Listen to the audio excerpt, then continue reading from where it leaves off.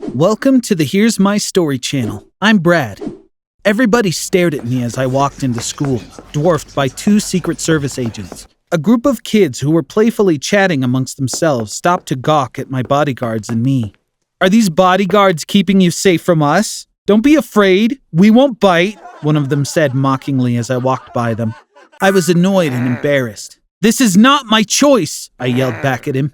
The Secret Service agents wouldn't let me say anything else. "You can't just stop and chat here, sir. It's too dangerous," they said, pulling me further away.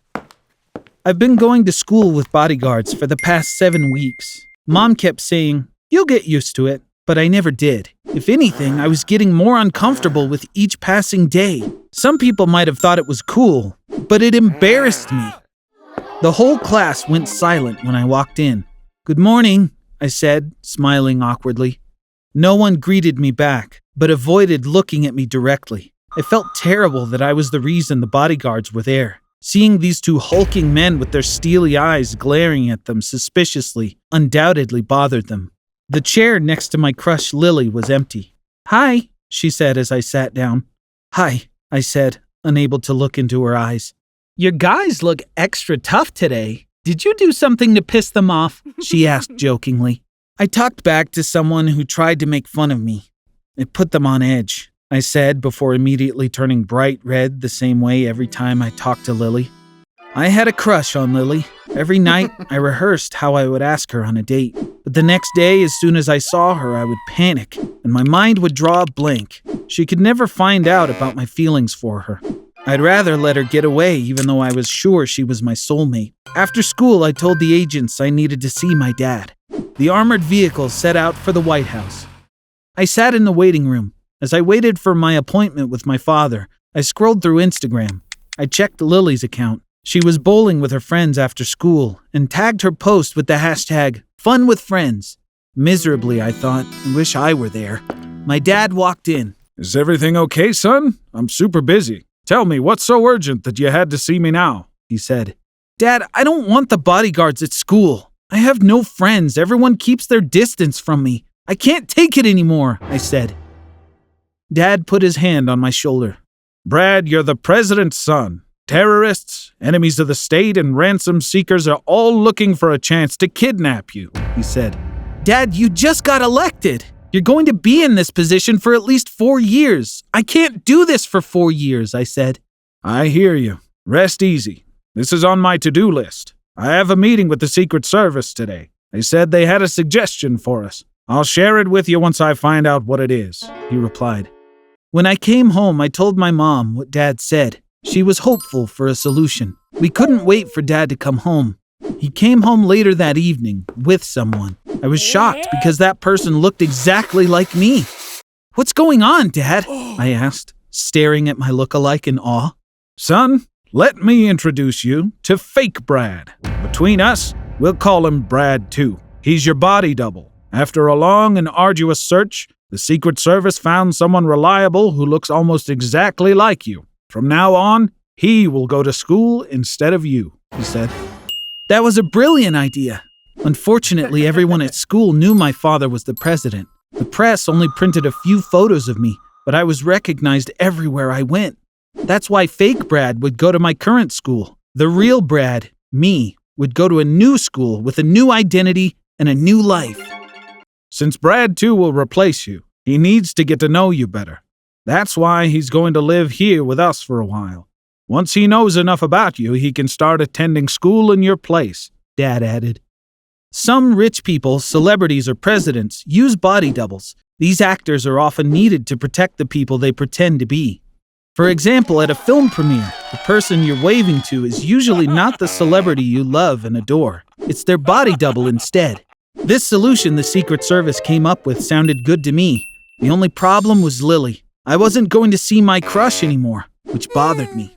We were already following each other on Instagram. I could explain everything to her with a text. Then I could even tell her how I felt. That would solve both of my problems.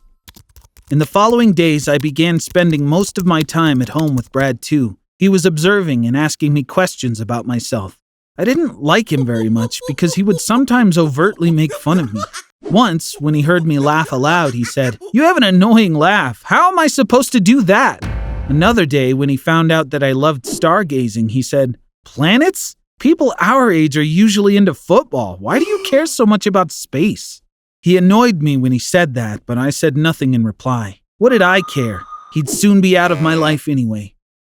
After about a month, the Secret Service decided Brad 2 was ready to replace me. He walked, talked, and laughed like me. He was using my words. He even sounded just like me. He was my perfect body double. One morning, Brad 2 left home for school with 2 bodyguards on either side of him. I was so excited. Would anyone notice that he wasn't me? Later that day, the Secret Service agents visited me. They'd recorded him all day at school with a camera. I watched the footage. Students stared at him, rude as always. I was convinced when Lily asked Brad 2, "Did you study for the math exam?" If she didn't pick up on it, this plan was working. My body double could now go to school instead of me. The Secret Service moved on to the second step of their plan. I found myself a new name. They prepared my new ID and all the other fake documents necessary. That's how I was able to start my new school as a new person. My life went back to normal pretty fast. Everyone at my new school knew me as Scott. Scott's dad was a lawyer. Some days, he would pick me up after school. My mom would attend PTA meetings. She wasn't my real mom, but an actor. My fake parents both worked for the Secret Service. At my new school, I was content with my life. I only had one issue to resolve. I had to tell Lily that Brad 2 wasn't the real me. I didn't have her phone number. That night, I mustered the courage to write her and say, "Hi, Lily." Lily replied shortly after, "Babe, you told me not to DM you on IG. What happened? Did you change your mind?" Babe, why would Lily call me that? "Lily, can we talk now? Will you give me your number?" I wrote. "You have my number, love. What's going on?" she replied.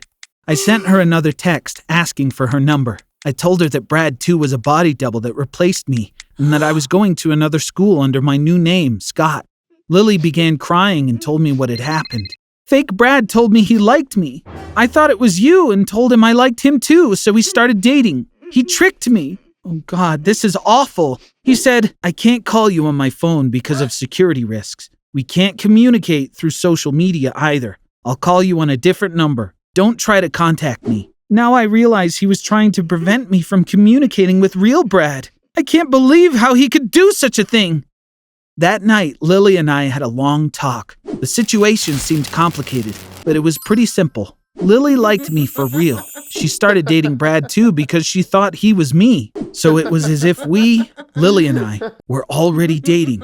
Now all we had to do was remove Brad 2 from the equation. But we had a problem. No one could find out I was using a body double. If the Secret Service discovered I had revealed the secret to Lily, they could abort the whole operation. Thankfully, Lily comforted me. "My love, leave it to me to eliminate Brad 2. There were things I never liked about him. He talks about football all the time. Now I know that's all him, not you. I'm so glad I found out about this. I'm going to break up with him. He deserves it." The next day, Lily did as she said. She recorded her conversation with Brad 2. She gave him the lesson he deserved. I loved how she told Brad 2, "I thought you were into space. Where did your obsession with football come from? You're so ordinary. That's enough reason for me to leave you." Lily and I have an excellent relationship right now. Our daily video calls last for hours. We sneak around on the weekends and spend the whole day together. I brought my telescope with me to our date last week. We waited for the sun to go down and watched the planets together. I didn't know Lily knew so much about space. I fell for her all over again.